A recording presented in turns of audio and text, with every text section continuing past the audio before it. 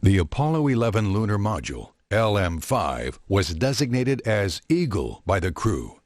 The lunar module is a two-stage vehicle designed for space operations near and on the Moon.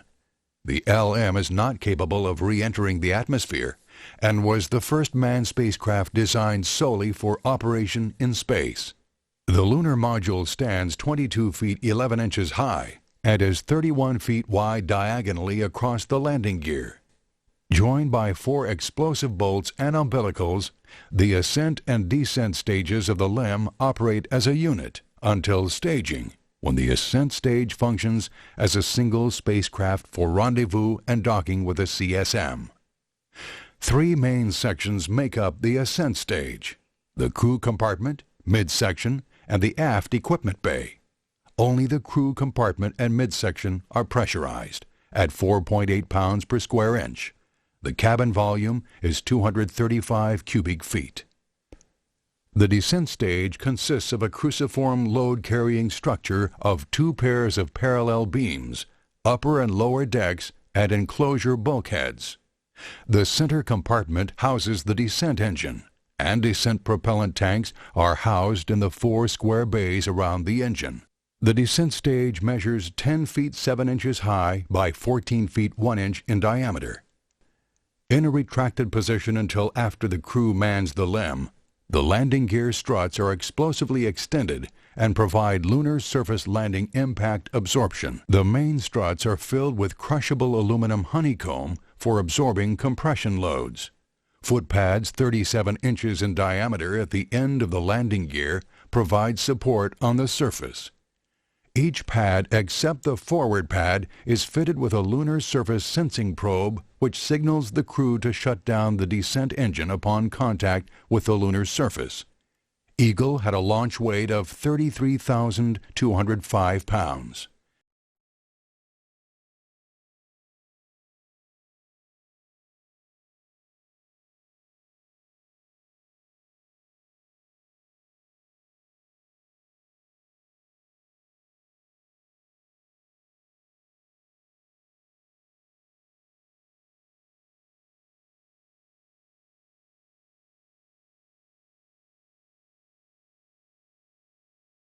CSM-107, Apollo 11's Command and Service Module spacecraft, was designated as Columbia by the crew.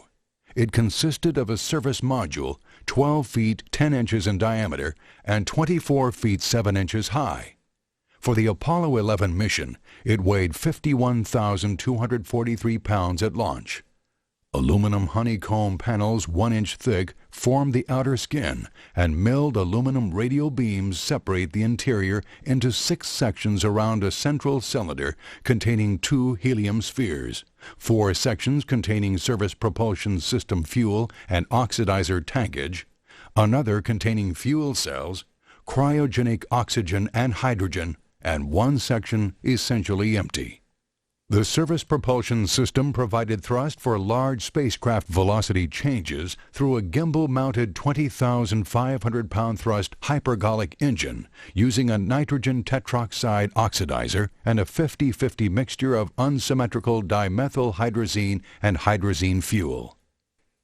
The command module is a pressure vessel encased in heat shields, cone-shaped 11 feet 5 inches high with a base diameter of 12 feet 10 inches and a launch weight of 12,250 pounds.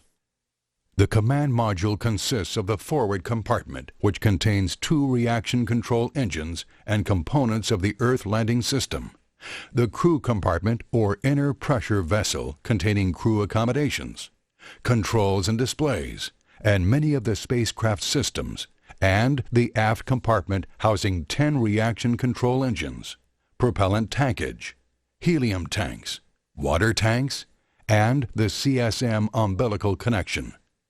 The crew compartment contained 210 cubic feet of habitable volume. The command module Earth landing system includes the drogue and main parachute system, as well as post-landing recovery aids. In a normal entry descent, the command module forward heat shield is jettisoned at 24,000 feet, permitting mortar deployment of 2 reefed 16.5-foot diameter drogue parachutes for orienting and decelerating the spacecraft. After drogue release, 3 mortar-deployed pilot chutes pull out the 3 main 83-foot diameter parachutes with 2-stage reefing to provide gradual inflation in 3 steps. 2 main parachutes out of 3 can provide a safe landing. Apollo 11, Houston, you're a go for TEI, over. Apollo 11, thank you. This is Apollo Control at 134 hours, 48 minutes. It continues very quiet here in Mission Control. The flight controllers have been observing the crew inputs to their computer, monitoring as the crew prepares for the trans-Earth injection burn, scheduled to occur at about 35 minutes from now. This is Apollo Control. We're now less than 30 seconds from the time at which trans-Earth injection is scheduled, the burn to start Apollo 11 on its trajectory back to Earth. We're now 15 seconds from the scheduled ignition time. That burn will last about 2 minutes 28 seconds and consume 10,000 pounds of propellant.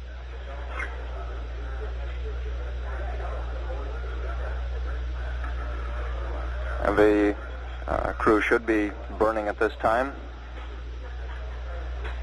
Of course, that maneuver is performed on the backside of the moon. We have no data from the spacecraft here in Mission Control at this time.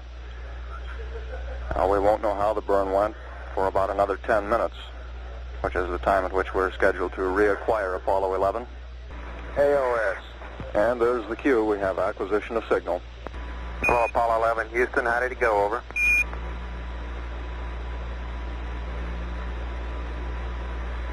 Help to open up the LRL doors, Charlie. Roger, we got you coming home. It's well stocked.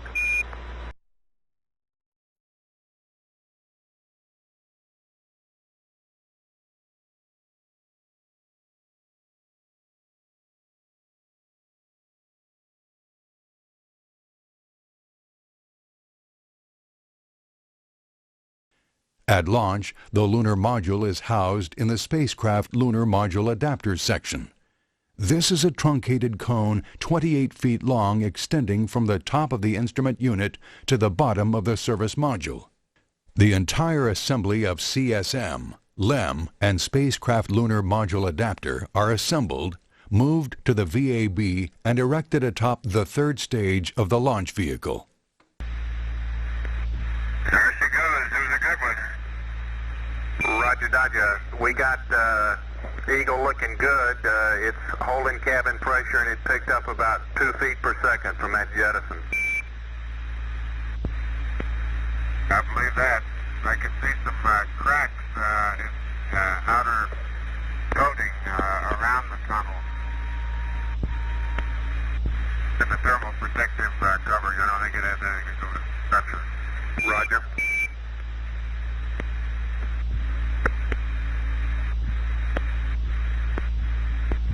Hello, Columbia, Houston. We'll have a attitude and a little blip burn for you at about 13030, so we can separate from Eagle, over. That's fine. Columbia, Houston, would you start a maneuver to about pitch of 230 for this little tweak burn, over? Roger, pitch 230. Roger, Mike, can verify track mode in auto for the high gain.